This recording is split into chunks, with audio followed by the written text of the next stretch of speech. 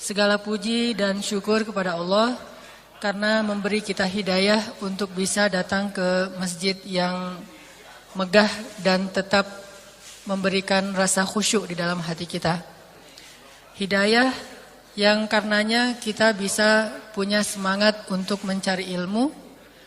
Hidayah yang karenanya kita mulai menjadi pencari cahaya, pencari kebenaran, dan belajar berubah dengan hijrah, menghijrahkan amal kita, menghijrahkan gaya hidup kita, dan menghijrahkan hati kita insya Allah. Kalau bukan karena hidayah Allah, gak mungkin kita bisa berada di tempat ini.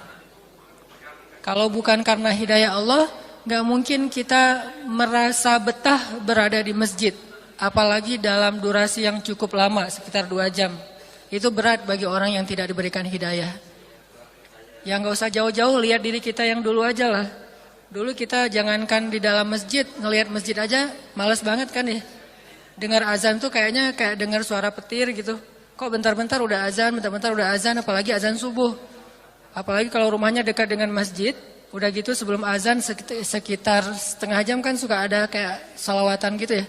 Ada salawatan, ada puji-pujian. Itu kan bikin gak bisa tidur. Jadi terganggu tidurnya, padahal baru tidur jam 3 pagi. Udah gitu disambut dengan salawatan. Kenapa? Karena hati kita itu masih tertutup oleh dosa-dosa dan hawa nafsu. Tapi sejak Allah beri hidayah, malah mendengar suara azan subuh itu bahagia gitu. Salat subuh itu sesuatu yang sangat dinantikan gitu.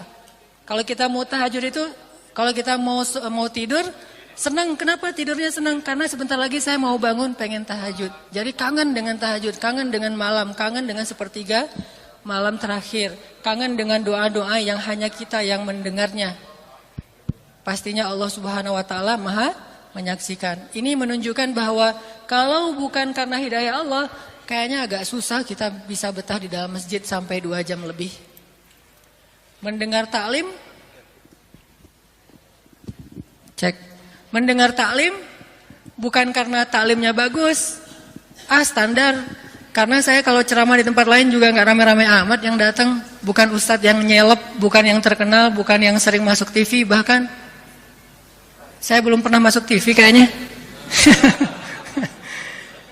Paling pernah masuk TV dulu waktu kecil, itu juga bukan ceramah, cuma ngaji doang terus masuk TV. Udah gitu pas saya udah jadi ABG udah nggak jelas, udah nggak masuk TV lagi. Sampai sekarang belum masuk TV, berarti belum jelas ya. Artinya bukan karena ceramahnya bagus, bukan karena pematerinya itu terkenal, bukan karena ilmunya banyak, tetapi kenapa kita masih betah? Berarti karena Allah Subhanahu wa taala menjadikan hati kita nyaman dalam rumah Allah Subhanahu wa taala. Apa kata Nabi? Kalau kamu melihat seorang laki-laki merasa nyaman di dalam rumah Allah, seperti dia nyaman di rumahnya, maka saksikanlah bahwa dia orang yang beriman. Insya Allah kita tergolong orang yang beriman. Pernah nggak ngajak teman, yuk ikut yuk, kemana? Ke masjid. Malas kalau ke masjid, gitu kan? Kalau misalnya ikut yuk kemana? Jalan, kemana? Ke kafe atau ke tempat-tempat hiburan atau ke mall atau kemana lah. Itu pasti dia akan semangat banget. Malah kita nggak akan, dulu pas masa-masa belum kayak sekarang gitu ya, masa-masa dulu dipaksain sama teman kita sampai dia datang ke rumah terus maksa-maksa kita ikut malam, padahal kita udah capek banget tapi dipaksain datang ke tempat-tempat hiburan. Kita nggak tersinggung sama teman kita kan, nggak marah sama dia, lu ngapain maksa-maksain gua, kan ini urusan pribadi, kan nggak pernah ngomong gitu ya. Kita malah ngelihat dia yang maksain kita ke tempat-tempat hiburan itu kayaknya, oh dia mah orangnya setia kawan gitu, nggak mau menikmati hiburan sendiri, share your happiness banget gitulah ya, tapi dalam makna yang lain. Nah, sekarang orang tersinggung kalau kita agak maksa ke masjid. Kenapa? Karena hatinya emang nggak tertarik dengan masjid. Kalau misalnya teman-teman sekarang diajak sama temannya, yuk ke masjid TSM, ngapain? Ada kajian, ada majelis ilmu gitu. Terus kita bilang, agak-agak capek. Udah nggak apa-apa, nggak usah dirasain dulu capeknya. Yang penting ikut aja dulu, capeknya nanti di masjid. Kita nggak tersinggung lagi sekarang. Kenapa? Karena Allah udah memberi kita rasa nyaman dalam keimanan. Dan itu hidayah yang sangat-sangat besar yang harus kita syukuri. Melebihi anugerah, harta, rezeki, umur, dan semua kebaikan-kebaikan hidup. Hidayah dari Allah Subhanahu wa taala. Makanya kalimatnya alhamdulillahilladzi hadana lihadza wa ma kunna linahtadiya laula an hadanallah.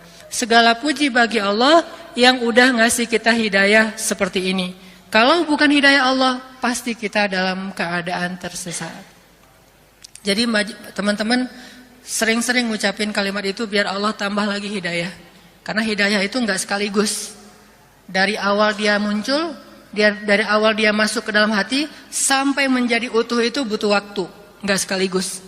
Cara biar dia nambah terus gimana? Bersyukur kan? La in syakartum la azidannakum. Kalau kamu bersyukur, aku tambah nikmatku. Nah, salah satu biar ditambah nikmatnya itu nikmat hidayah. Cara bersyukurnya sering-sering ucapkan alhamdulillahilladzi hadana lihada wa ma kunna linahtadiya laula an hadanallah. Segala puji bagi Allah atau makasih Allah yang udah ngasih saya hidayah kepada kebaikan. Kalau bukan hidayahmu pasti saya dalam keadaan masih tersesat. Sering-sering ngomong kayak gitu. Dari dulunya senang dosa, sekarang jadi nggak senang lagi sama dosa. Dari dulunya bahkan nggak bisa ninggalin dosa. Kalau nggak melakukan dosa sehari itu rasanya kayak ada yang kurang dalam hidup. Sekarang malah sekali buat dosa yang mungkin nggak sebesar dulu itu rasanya nggak nyaman lagi tuh. Langsung nyesel. Mungkin masih ngelakuin dosa lah ya. Nggak mungkin orang nggak ngelakuin dosa sama sekali itu kayaknya nggak ada yang sesuci itu. Tapi minimal dosanya itu bukan dosa besar yang disengaja. Kalaupun disengaja langsung berubah menjadi penyesalan. Astagfirullahaladzim, kenapa saya masih ngulang kesalahan itu ya? Nyesel aja. Jadi sedih aja beberapa jam berikutnya. Sampai akhirnya sholat taubat, istighfar. Itu hidayah dari Allah tuh. Bukan gak ngelakuin dosa sama sekali. Tapi bisa nyeselin dosa, bisa merasa bersalah setelah melakukan dosa. Itu hidayah dari Allah. Karena banyak orang melakukan dosa itu gak ada rasa bersalah. Banyak orang makan makanan yang haram gak ada rasa risih gitu, nggak ada rasa nyesel. Aduh, udah terlanjur masuk nih makanan yang haram, gimana dong? Nanti daging dan darah saya tumbuhnya dari makanan yang haram. Kayak Abu Bakar langsung ngambil kayak semacam kayu gitu, terus kalau kata orang Jawa mah disogrok-sogrok, apa bahasa Sunda? Apa? Dirojok, dimasukin ke dalam mulut gitu ya, biar muntah. Karena udah terlanjur makan daging yang yang disembelih bukan dengan nama Allah. Akhirnya dia masukin tuh alat ke dalam mulutnya biar muntah. Pas udah muntah diliatin daging nggak yang keluar. Jangan-jangan yang keluar bukan daging, roti mah nggak usah keluar tuh. Kenapa roti yang keluar gitu? Yang keluar malah roti, bukan daging. Kan yang disuruh keluar daging. Belum keluar daging dirojok lagi. Sampai keluar lagi diliatin sampai pingsan loh. Abu Bakar tuh sampai pingsan, sadar dari pingsan, gituan lagi, sampai keluar, sampai orang bilang, ya Abu Bakar, kenapa engkau sampai gitu-gitu banget gitu? Udah aja istighfar kepada Allah. Apa kata Abu Bakar? Lebih baik saya mati dalam keadaan kayak gini daripada tumbuh daging dan darah saya dari makanan yang tidak halal. Penyesalan yang sebesar itu namanya hidayah. Karena kalau bukan karena hidayah nggak mungkin nyesel kayak gitu. Pasti udah. Kan hidayah mah bertingkat-tingkat. Ada orang yang udah dapat hidayah tapi masih levelnya, aduh udah terlanjur makan. Tapi kan kalau katanya kalau nggak sengaja nggak apa-apa, ya alhamdulillah lah kalau gitu mah. Ada yang hidayahnya mah segitu gitu ya. Udah terlanjur makan, terus dia tahu itu haram, tapi namanya nggak sengaja kan nggak apa-apa gitu, dimaafin dalam agama. Malah dia bersyukur, alhamdulillah. Kayak orang lagi puasa, tiba-tiba minum nggak sengaja, udah kenyang makan dan minum, terus ingat, oh ya kan saya hari ini rencananya mau puasa sunnah, mau puasa Senin Kamis. Tapi kan makannya nggak sengaja. Oh alhamdulillah berarti emang rezeki dari Allah. Nah ini tingkat hidayahnya segitu. Ada yang tingkat hidayahnya se-Abu Bakar walaupun walaupun nggak sengaja, walaupun dimaafin, tetap aja dia takut. Saking mantapnya hatinya dengan keimanan, saking waroknya, pokoknya nggak mau sama sekali. Walaupun nggak sengaja nggak mau tuh, nggak sengaja aja nggak mau, apalagi sengaja. Udah terlanjur aja masih dikeluarin, apalagi dia memang sadar gitu. Makanya ini semuanya hidayah dari Allah Subhanahu wa taala. Kita bersyukur Tapi jangan membenci orang yang mungkin teman-teman kita yang belum punya semangat ke masjid. Jangan benci orangnya. Ngajak mah tetap ya, tapi jangan sampai mencela atau membenci. Karena kita sendiri juga dulu kalau kayak gitu dicela nggak mau. Lagi minum terus dibilang minuman itu haram, pasti nggak mau. Walaupun kita udah tahu sih itu haram, tapi diomongin haram mah nggak mau. Terus gimana caranya? Diajak aja, diajak. Minum terus, tapi diajak ke masjid kan ayatnya gitu kan? Wala taqrabus shalah wa antum sukaro. Jangan deketin masjid atau jangan lakukan sholat ketika kalian lagi ngefly. Kan ayatnya gitu kan? Berarti kalau misalnya nggak lagi sholat boleh dong. Itu kan awal-awal turun ayat tentang khamar kan gitu kan ya? Pertama khamar itu ada baiknya ada buruknya, tapi buruknya lebih besar. Oke. Kedua, khamar itu perbuatan setan. Ketiga, janganlah kalian mendekati tempat sholat kalau dalam keadaan mabuk. Sehingga para sahabat kalau misalnya udah menjelang waktu sholat, nggak mau mabuk-mabukan dulu.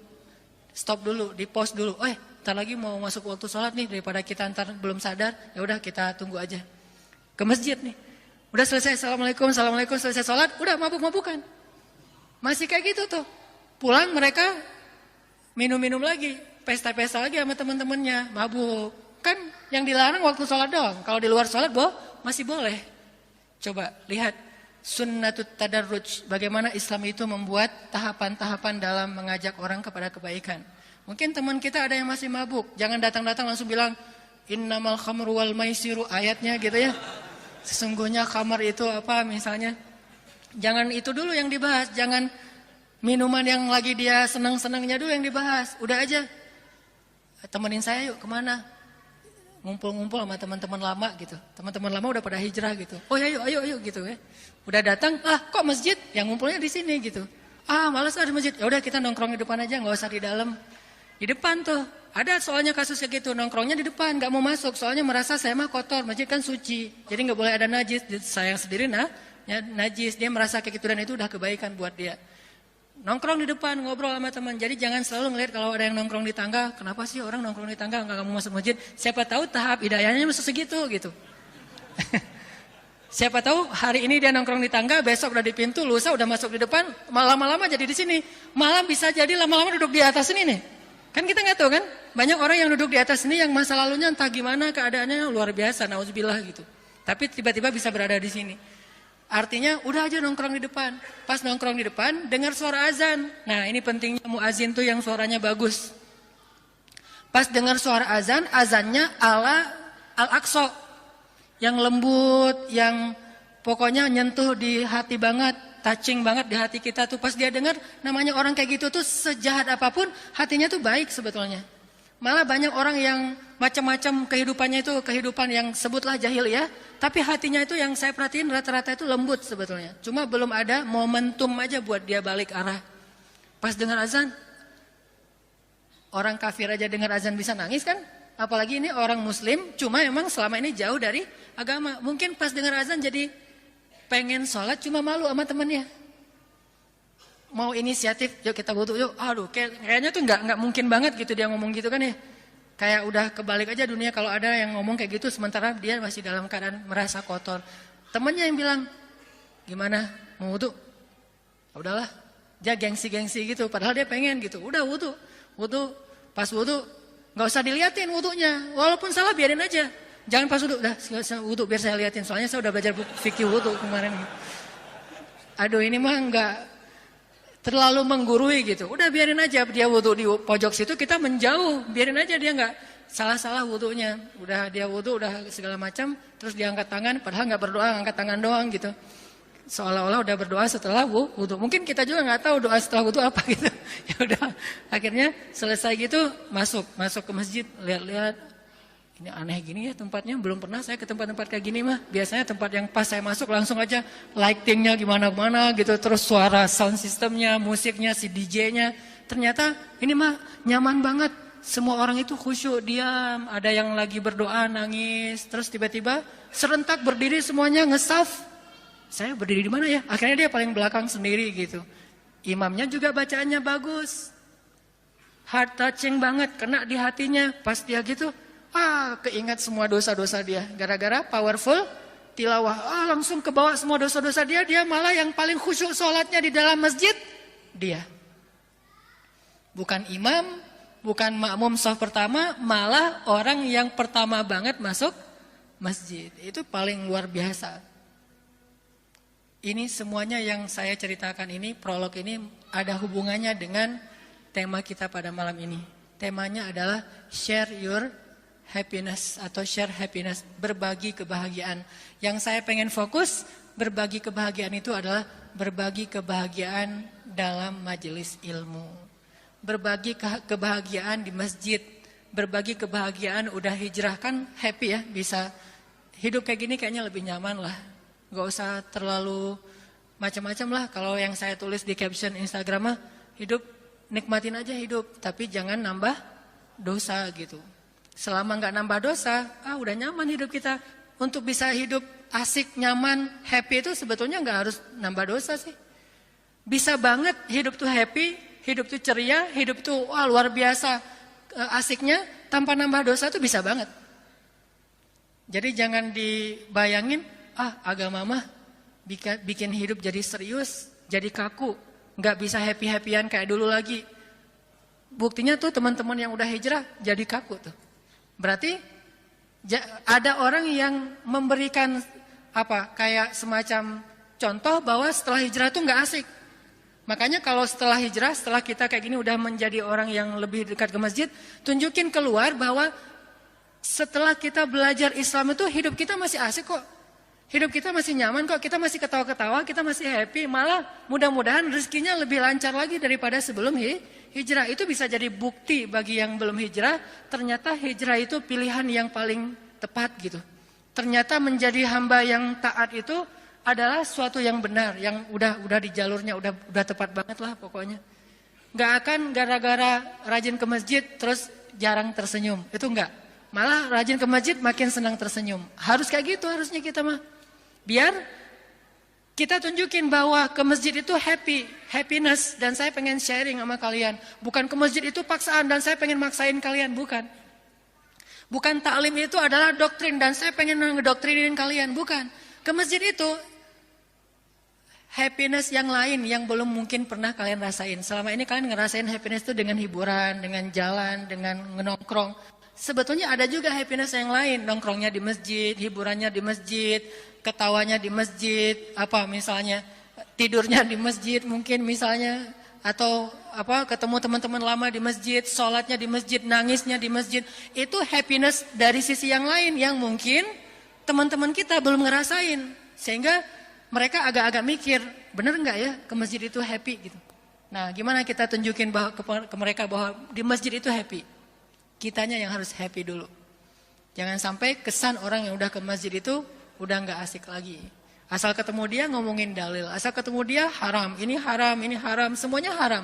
Emang sih banyak yang haram, cuma ada tahapan. Jangan-jangan gara-gara kita keseringan ngomongin haram bukan buat orang makin mendekat ke Allah, tapi buat orang makin menjauh dari Allah. Atau bisa jadi yang kita bilang haram itu karena kita nggak ngerti, padahal halal. Kayak ada teman ya. Ini udah masuk waktu sholat? Oh udah, nanti aja ceritanya deh kalau gitu setelah sholat insya Allah. Barakallahu li wa lakum. Yang jawab mas cuma baru 1/10-nya. Bahagia di dalam masjid? Ini yang cewek-cewek di atas bahagia berada di atas? Pengen ganti biar kita yang ke situ? Bahagia ya di situ ya, nggak nyampur ya. Dan ngelihat saya lebih jelas gitu. Bahagia ya di dalam masjid. Kalau kalian ngerasa bahagia berada di dalam masjid, bahagia dapat hidayah, bahagia bisa dengar taklim, maka coba share your happiness, kebahagiaan ini kepada yang lain. Sama kayak kita semangat sharing tempat makan yang enak. Oh ada tuh tempat makan atau kafe yang cozy banget misalnya. Atau bukan tempatnya tapi makanannya, menunya tuh enak banget gitu. Sambalnya tuh khas misalnya. Atau sausnya buatan sendiri. Atau minumannya apalah gitu ya. Kita semangat sharing kepada teman-teman kita. Kalau perlu Sebagian orang ada yang motoin menunya, di capture udah gitu, di share di Instagram, di grup, dia broadcast lagi di mana, lagi makan apa, makanannya enak, rekomendasi lah ya, recommended. Akhirnya teman-temannya kan pada nanya, di mana tuh, di mana tuh, di mana tuh. Ya udah kita bareng aja besok. Ada yang traktirin nggak nih? Akhirnya datang. Kan semangat kan? Pengen orang lain ngerasain apa yang kita rasain.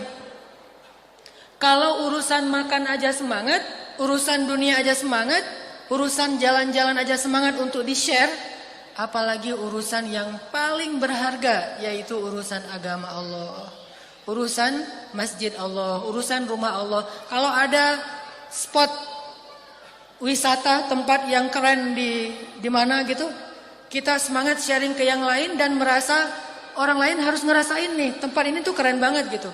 Maka tidak ada tempat yang lebih baik di muka bumi, kata Nabi, daripada rumah Allah. Sebaik-baik tempat di muka bumi itu adalah masjid. Jadi harus ada semangat untuk sharing itu. Saya pengen teman saya yang ini dapetin kebahagiaan yang saya rasain di dalam masjid. Share kepada mereka. Ajak, kalau bahasa pesantren mah dakwah lah ya. Mendakwahi teman-teman yang belum merasa tertarik ke masjid. Caranya gimana? Caranya kita tuh harus terlihat happy, dan happy-nya itu harus tulus, happy beneran gitu. Gimana kita mau ngajak dia ke masjid dan kita bilang masjid itu asik, masjid itu bahagia, nyaman, tentram, hatinya tuh kayaknya damai. Kalau pas kita keluar dari masjid, wajah kita tuh nggak happy gitu. Pas kita ketemu sama teman-teman kita kayak ngerasa ada beban gitu.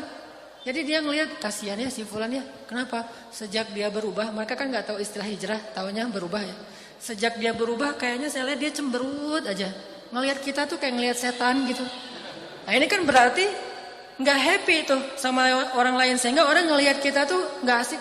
Kalau mau kayak dia mah nggak enak. Saya mah mau kayak gini aja. Kalau perlu lebih parah dari ini, lebih nakal dari ini. Soalnya orang yang lebih nakal dari saya kelihatannya tuh kayak asik banget gitu. Kelihatannya orangnya care banget, kelihatannya orangnya rame, kelihatannya orangnya pokoknya nyaman gitu. Tapi yang ini yang udah berubah kok jadi gitu ya. Berarti tugas kita adalah menampilkan dengan tulus, dengan ikhlas, dengan jujur bahwa hijrah itu bahagia. Bukan paksaan, bukan doktrin, bukan karena kondisi, tapi memang Allah kasih kita hidayah dan kita memilih itu dengan sukarela. Bahagia banget hijrah tuh. Belajar agama itu bahagia banget. Duduk di masjid itu bahagia banget. Menjadi orang yang coba mempelajari agama lebih baik dan mengamalkannya bahagia banget. Sehingga ketika dia ngelihat kita, dia jadi penasaran. Kok dia sekarang orangnya lebih nahan emosi ya daripada dulu. Dulu mah orangnya meledak-ledak gitu. Sekarang lebih sabar. Sekarang orangnya lebih kalem. Sekarang orangnya lebih bijak kayaknya. Sekarang orangnya lebih care sama teman ketimbang dulu. Kalau dulu mah nggak gitu-gitu amat. Tapi sekarang luar biasa, care banget sama temannya. Sekarang dia orangnya mudah tersenyum, orangnya ngalah, orangnya pas mereka ngelihat perubahan kita yang luar biasa, yang keren, yang mudah-mudahan sesuatu yang baik, itu buat mereka penasaran. Kok jadi gitu ya? Apa yang berubah dari dia? Apa yang membuat dia jadi kayak gitu? Ternyata setelah diteliti, setelah dicari tahu sama mereka, kita tuh udah belajar agama pelan-pelan. Ternyata benar, belajar agama itu bisa membuat orang jadi lebih baik, bukan buat orang jadi lebih gampang ngeselin. Kan ada orang makin belajar agama makin ngeselin, ada orang yang makin belajar agama makin nyenengin. Nah kita coba yang kedua, sehingga dari situ kita bisa sharing. Nanti ajaknya pelan-pelan kayak tadi, gak usah langsung bilang mau ngajak ke taklim. Taklim apaan? Halakoh itu apa gitu. Istilahnya berat-berat banget. Halakoh, taklim, tarbiyah, apalagi tuh. Tausiah, liko, gitu-gitu kan berat tuh. Terus ngapain? Nongkrong yuk gitu. Di mana? Udah ada sama teman-teman lama yang kayak tadi. Udah pelan-pelan akhirnya, dan gak usah dipaksain. Jangan sampai wajah kita berubah menjadi cemberut gara-gara dia menolak. Justru ketika kita cemberut gara-gara dia nolak, itu menunjukkan bahwa kita itu nggak asik gitu, nggak nyaman. Sehingga dia akan lagi-lagi berkata, ternyata kamu udah berubah nggak kayak dulu gitu. Makanya coba kita punya semangat untuk share. Kenapa sih harus punya semangat untuk sharing? Pertama emang lebih asik kalau rame-rame kan. Bayangin kalau ketemu di sini teman-teman lama gitu, teman-teman nakal dulu, ketemunya di masjid, kan itu asik ya. Kalau nggak punya teman nakal jangan nakal, udah aja teman-teman yang baik dulu gitu. Saya mah Ustaz nggak pernah nakal-nakal amat, dari dulu mah gini-gini aja. Kan ada istilah pemuda hijrah mah dulunya nakal, kalau pemuda istiqomah emang dari dulu udah baik gitu. Istiqomah kan. Jadi kalau ini emang saya mah Ustaz dari dulu udah baik. Oh, kamu bukan pemuda hijrah, pemuda istiqomah. Karena udah baik. Teman-teman nakal nongkrong dari dulu tuh ketemu lagi di sini. Akhirnya malu, tapi gimana mau malu? Lo juga di sini, gua juga di sini, sama dengan kita. Cuma beda jalur masuknya, ada yang lewat si fulan. Pokoknya ketemunya di sini, akhirnya reunian di masjid. Itu luar biasa. Kayak sahabat-sahabat reunian di depan Ka'bah. Pernah baca nggak adegan sahabat reunian di depan Ka'bah? Reunian sahabat nakal. Teman-teman nakal mereka gitu. Jadi ketemu lagi di depan Ka'bah pas habis Fathu Makkah. Siapa aja coba? Umar, yang dulu pernah bunuh orang. Kalau mabuk mah emang udah dia banget lah gitu ya. Kalau bunuh orang pernah lah, mabuk. Gak tahu kalau perempuan saya gak berani, harus cek lagi kalau masalah seks. Tapi bunuh orang, mabuk, syirik itu, kalau syirik sekarang mah dukun, ramal, yang gitu-gitu deh, yang ilmu-ilmu kanuragan, yang gitu-gitu. Pernah lah kayak gitu-gitu mah Umar. Udah gitu siapa? Khalid. Wah, ini mah berdua kan petarung nih. Duel berdua aja tuh. Sekali menang Umar, sekali menang Khalid. Sering kayak gitu tuh. Nggak ada yang bilang Umar lebih kuat daripada Khalid atau Khalid lebih kuat daripada Umar. Pokoknya gantian aja juaranya tuh. Kalau di skate sama kayak Absar sama Pevi itu. Sekali juaranya Absar, sekali juaranya Pevi, kan berdua aja tuh. Nah ini Umar, Khalid, tarung lagi. Nggak selesai, cuma tarungnya tarung fair, tarung di atas ring. Mereka nggak tarung tawuran, tarungnya di atas ring. Wah, sekali Umar dari Bani kabilah fulan, Khalid dari kabilah fulan. Padahal mereka juga masih sepupuan sih. Kadang-kadang adu panco gitu. Menang Khalid, menang Umar berdua. Jagoan di masa nakal, jahiliyah. Ketemu lagi siapa? Ikrimah. Ikrimah itu siapa? Anaknya Abu Jahal. Bapaknya aja gitu ya. Gimana anaknya kan? Wah, lebih nakal lagi tuh. Pokoknya nih satu geng anak muda yang kalau kita baca sejarah ya. Umar, Khalid, Ikrimah, Amr bin As, ada Abu Jandal, ada Abdullah bin Suhail, terus ada sekitar 10 orang nih. Geng anak muda yang nakal-nakal. Padahal yang muda yang lain ada, kayak Utsman itu masih muda, cuma dia nggak nakal. Dia pemuda istiqomah banget kalau Utsman mah. Karena emang dia, Abu Bakar tuh pemuda istiqomah. Soalnya emang nggak pernah syirik, nggak pernah berzina, nggak pernah minum, nggak pernah membunuh orang. Itu udah baik dari dulunya juga, walaupun belum paham Islam. Abu Bakar, Utsman, Ali itu memang anak istiqomah banget. Kalau yang hijrah banget, Umar, Khalid yang nakal-nakal lah gitu ya. Ketemu lagi tuh, pas ketemu, ingat nggak dulu kalian, kita kalau lagi di depan Ka'bah nih ngapain? Ya, kita dulu kalau di depan Ka'bah itu suka judi. Judinya taruhannya tuh nggak tanggung-tanggung loh. 100 ekor onta. Kita mah judi mah paling juga duit 10.000. Ini judi mah 100 ekor onta itu udah judi tingkat nasional kalau di kita mah. 1 ekor onta itu harganya berapa? Saya pernah bilang 100 juta. Bukan onta yang disembelih yang harganya 40 juta. Onta yang dipakai berdagang. Paling murah 100 juta. Kali 100. Sekali judi. Khalid judi sama Amr bin As, orang tuanya sama-sama kaya. Pas kalah kata mereka 100 ekor onta mah cuma untuk 1 kali pesta gitu mah. Karena kalau datang tamu dari luar negeri, katakanlah jamaah haji, mereka tuh ngasih makanan jamaah haji tuh satu keluarga sendiri gitu. Jamaah haji semuanya saya yang tanggung hari ini, besok saya yang tanggung. Itu 100 ekor onta sekali nyembelih. Biasa aja kayak gitu-gitu. Ingat gak kalian dulu kita di depan Ka'bah ngapain? Oh ya, judi, minum, cewek gitu. Yang gitu-gitulah di depan Ka'bah lah gitu. Bukannya tawaf, bukannya doa, bukannya nangis, bukannya taubat, malah maksiat. Tapi setelah dapat hidayah, akhirnya di depan Ka'bah mereka bersama Rasulullah mengingat masa lalu, menangis, bertaubat dan bersyukur udah diberi hidayah. Kan asik kalau kita ketemu teman-teman nakal dulu, kalau dulu ketemunya di jalan, sekarang ketemunya di masjid. Makanya nggak akan sempurna kebahagiaan kita di dalam masjid sampai teman-teman kita rame. Jadi kita bisa reunian sama mereka. Saya aja yang pemuda hampir-hampir istiqomah ya. Agak-agak istiqomah lah ya. Karena kalau nakal sih insya Allah belum pernah. Kalau yang dosa-dosa besar, alhamdulillah Allah selamatkan belum pernah. Untung saya tinggal di Banda Aceh. Kayaknya kalau saya tinggal di Bandung mungkin pernah juga gitu. Kalau di Banda Aceh kan masih budayanya masih agak ketat. Orang berduaan aja. Yang mencela itu bukan polisi syariat. Yang mencela itu masyarakat. Sampai keluarganya sendiri. Jadi udah budayanya nggak boleh. Sampai pernah ada yang jalan berdua. Langsung ditanya, kenapa berdua-dua malam? Ah ini mah adik saya. Oh gitu. Biasa yang kayak gitu-gitu mah di sana gitu. Terjaga. Artinya alhamdulillah maksiat yang dosa besar alhamdulillah nggak pernah. Kalau nakal-nakal yang gitu alhamdulillah juga nggak pernah dan mudah-mudahan nggak akan. Tapi setidaknya kangen gitu kalau misalnya di masjid itu ada teman-teman saya dulu yang sama-sama kuliah di Al-Azhar. Makanya pas ada Muzammil, oh, alhamdulillah ketemu teman yang di Aceh yang dulunya pernah kenal, tapi kenalnya tuh nggak saling ketemu, tapi tahu gitu. Apalagi kalau teman-teman saya yang dulunya sama-sama di Al-Azhar, satu kos-kosan, satu kampus, satu perjuangan gitu, nggak dibilang satu tempat teman main ya, soalnya nggak terlalu main juga. Satu perjuangan, itu ketemu lagi di masjid itu aja bahagia. Apalagi kalau dulunya teman main, teman nakal, itu lebih bahagia lagi tuh, karena perubahannya ekstrim. Kalau ini mah nggak terlalu aja ada perubahan ya, cuma suasana aja doang yang berubah. Kalau yang tadi, yang teman nakal, itu luar biasa. Pasti akan haru biru banget. Pasti akan bahagia banget. Maka kenapa kita tidak ngajak mereka supaya kita bisa mendapatkan kebahagiaan yang lebih besar lagi? Share.